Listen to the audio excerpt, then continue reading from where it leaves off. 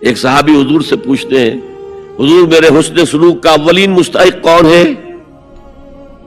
فرمایا تمہاری والدہ. پھر پوچھا ان کے بعد کون؟ پھر کہا تمہاری والدہ.